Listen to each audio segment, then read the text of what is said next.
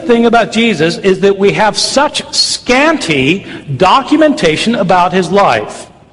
Most people don't realize this, but Jesus is never mentioned in any Greek or Roman non-Christian source until 80 years after his death. There is no record of Jesus having lived in these sources.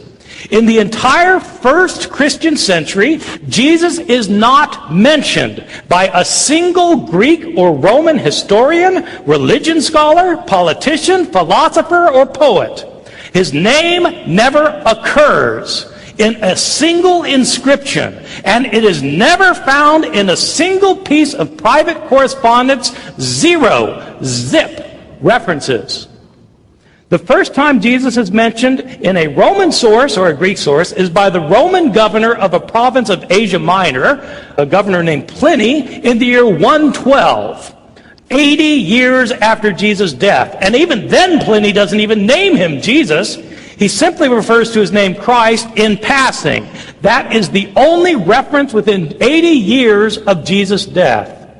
Jesus is mentioned 2 times, very, very briefly, by the Jewish historian Josephus in the year 93, over 60 years after his death, but he's mentioned in no other Jewish source of the first century at all.